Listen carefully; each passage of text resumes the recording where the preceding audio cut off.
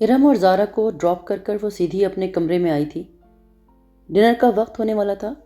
اس نے یہ کپڑے ڈنر کی مناسبت سے ہی پہنے تھے، مگر جوس چھلکنے سے ذرا سا داغ پڑ گیا تھا۔ اس نے جلدی سے دوپٹے کا وہ حصہ دھو کر اسے استری کیا۔ اسے رہ کے وہ خواجہ سرا یاد آ رہا تھا۔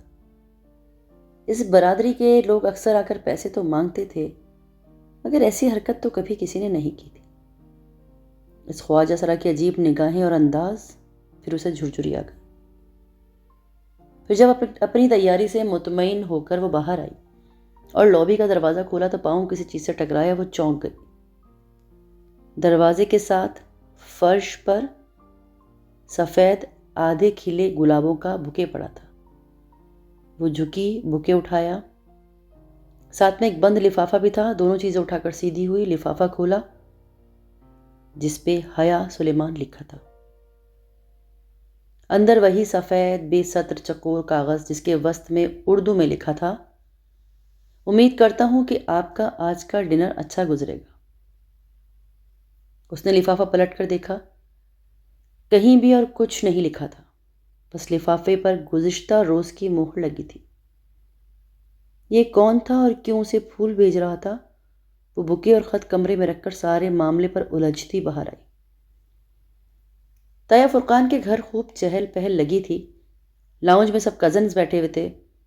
ایک طرف خواتین کا گروہ خوش گپیوں میں مشغول تھا، مرد حضرات یقیناً ڈرائنگ روم میں تھے۔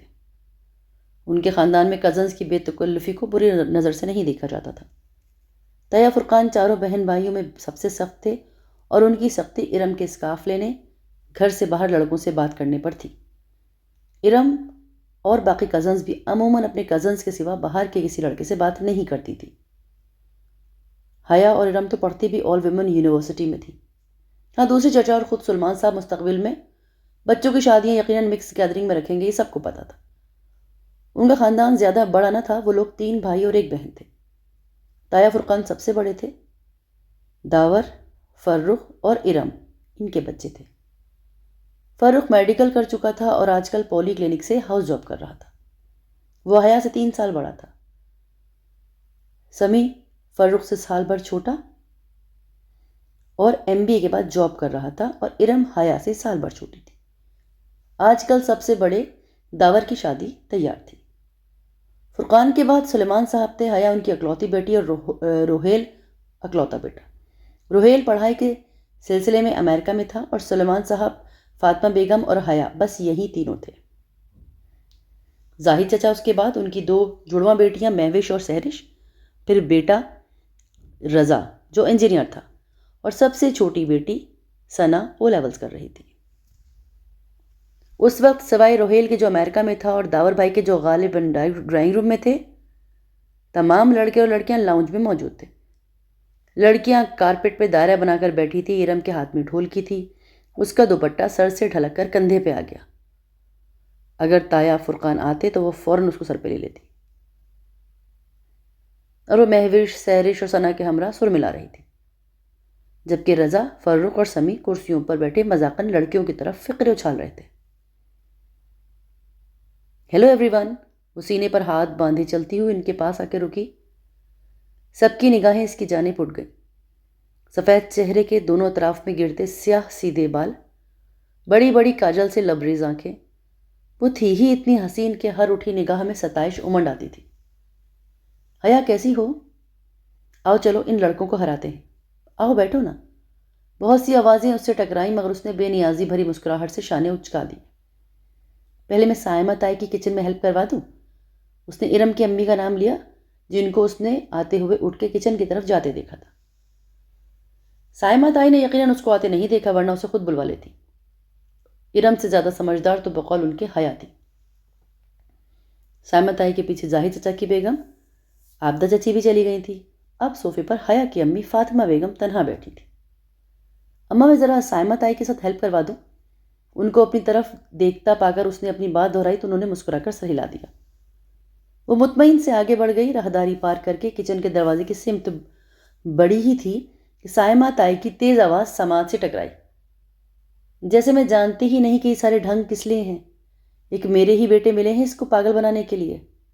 وہ 2 قدم بے اختیار پیچھے ہٹ کے دیوار سے جا لگی۔ یہ سائمہ تائی کس کی بات کر رہی ہیں؟ تبھی کہوں میں بھابھی کہ رضا ہر وقت کیوں ہایا کرتا ہے؟ یہ وہ آبدہ چاچی تھی۔ اپنے نام پہ وہ چونک سی گئی۔ وہ کہہ رہی تھی، پچھلی دفعہ جب ہم سلیمان بھائی کے گھر کھانے پہ آئے تھے تو کیسے نک سک سے تیار پھر رہی تھی، تب سے رضا میرے پیچھے پڑا ہے کہ حیا کا رشتہ مانگے۔ ارے اس لڑکی کو تو لڑکوں کو متوجہ کرنے کا فن آتا ہے۔ آبدہ کتنی مشکل سے میں نے داور کے دل سے اس کا خیال نکالا۔ میں نے اور فرقان نے تو کتنی مشکل کی، وہ اڑ گیا تھا کہ شادی کرے گا تو صرف حیا سے، مگر جب فرقان نے سختی سے بولا کہ ایسی بے پردہ اور آزاد خیال لڑکی کو اپنی بہو بنا کر ہم نے آخرت بگاڑنی ہے، تب کہیں جا کر وہ مانا۔ مگر اب فرخ، کیا کروں اس لڑکے کا؟ یہ ابھی بھی اسی طرح کیل کاٹوں سے لیس ہو کر آئے گی اور پھر فرخ اس کے بعد ضد پکڑ لے گا۔ اب میری ارم بھی تو ہے، مجال ہے کہ سر پہ دوپٹہ لیے بغیر گھر سے نکل جائے۔ سائمہ تائی فخر سے کہہ رہی تھی، اور وہ دھواں دھواں ہوتے چہرے کے ساتھ بمشکل دیوار کا سہارا لیے کھڑی تھی۔ اسے لگا کہ اگر اس نے کچھ مزید سنا تو اس کے اعصاب جواب دے جائیں گے۔ بدبخت وہ اپنے وجود کو سنبھالتے واپس پلٹ آئی۔ کسی بات پہ ہنستے ہوئے فرخ کی نگاہ اس پہ پڑی تو جو وہ راہداری سے چلی آ رہی تھی اس کی ہنسی تھم گئی۔ وہ مسکرا دیا۔ اس نے ایک سپاٹ نگاہ فرخ پہ ڈال کر چپ چاپ فاطمہ بیگم کے ساتھ صوفے پہ آ بیٹھی۔ تمہیں کیا ہوا؟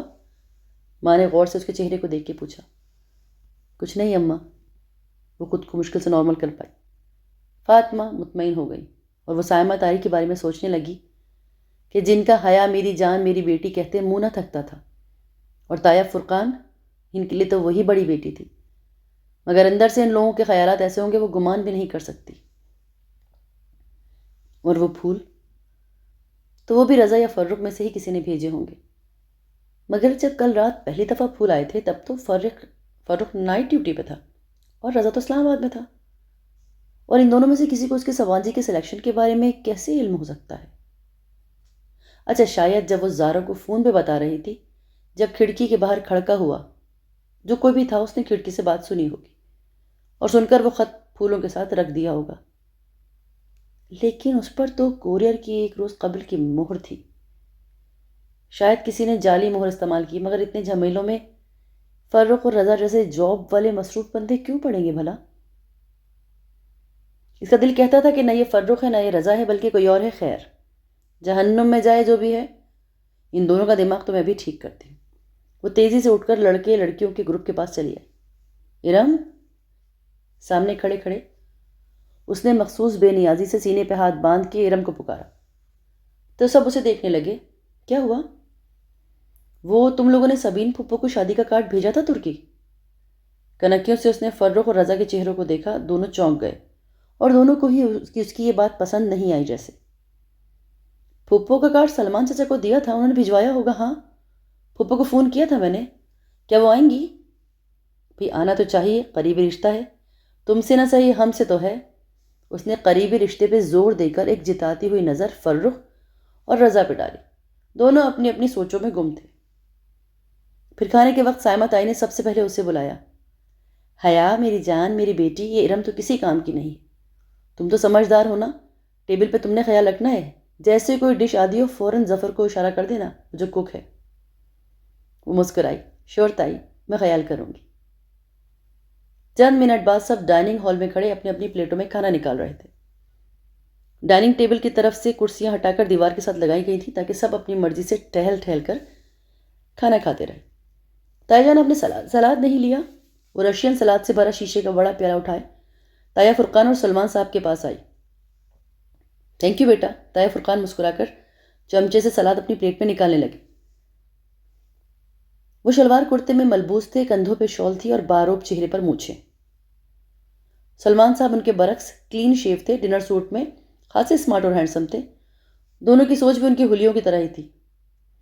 وہ تم نے سبین کو کارڈ پوسٹ کر دیا؟ تایا کو اس کی شکل دیکھ کے خیال آیا۔ سلمان صاحب کا چمچے میں سلاد بھرتا ہاتھ سست ہوا، چہرے پہ کڑواہٹ، اور بہت آہستہ سے انہوں نے سلاد کو اپنی پلیٹ میں پلٹا۔ کر دیا تھا۔ ان کے لہجے میں کاٹ تھی جو عجیب تھی اور حیا کے لیے نئی تھی۔ ابا سبین پھپھو آئیں گی شادی پہ؟ وہ پوچھے بنا نہ رہ سکی۔ بیٹا کل مہندی ہے، آنا ہوتا تو اب تک آ گئی ہوتی، 30 سالوں میں جو صرف چند دفعہ ملنے آئی وہ اب نہ ہی آئے تو بہتر ہے۔ حیا تو کیا، فرقان تایا بھی دنگ رہ گئے۔ سلمان کیا ہو؟ تھینک یو بیٹا، جواب دینے کے بجائے سلمان نے اسے مخاطب کیا، اور اب تم جاؤ کا اشارہ سمجھ کر وہ سر جھکائے وہاں سے چلی آئی۔ بہت آہستہ سے سلاد کا پیالہ میز پہ رکھا، آدھی بھری پلیٹ اٹھائی، مگر اب کچھ کھانے کو جی نہیں چاہ رہا تھا۔ حیا کے لیے عمیر لغاری نے اپنے بیٹے کا پروپوزل دیا ہے، سلمان صاحب اپنے دوست اور کمپنی کے شیئر ہولڈر کا نام لے کر کہہ رہے تھے، اور اس کے ہاتھ میں پکڑی پلیٹ لرز گئی، دل سہم اٹھا۔ یہ کیا کہہ رہے ہو سلمان؟ تایا فرقان ششدر رہ گئے۔ بھائی اس میں حیرت کی کیا بات ہے؟ ولید لڑکا اچھا ہے، کل مہندی پہ آئے گا تو آپ کو ملواؤں گا، سوچ رہا ہوں حیا سے بھی پوچھ لوں۔ مگر سلمان یہ کیسے ہو سکتا ہے؟ کیوں نہیں ہو سکتا؟ تم حیا کی شادی یوں کیسے کر سکتے ہو؟ باپ ہوں اس کا، کر سکتا ہوں، فاطمہ بھی راضی ہے، اور مجھے یقین ہے کہ حیا کو بھی کوئی اعتراض نہیں ہوگا۔ اور جہان؟ جہان کا کیا ہوگا؟ کون جہان؟ سلمان صاحب یکسر انجان بن گئے۔ تمہارا بھانجا، سبین کا بیٹا جہان، جس سے تم نے حیا کا نکاح کیا ہے، تم کیسے بھول گئے؟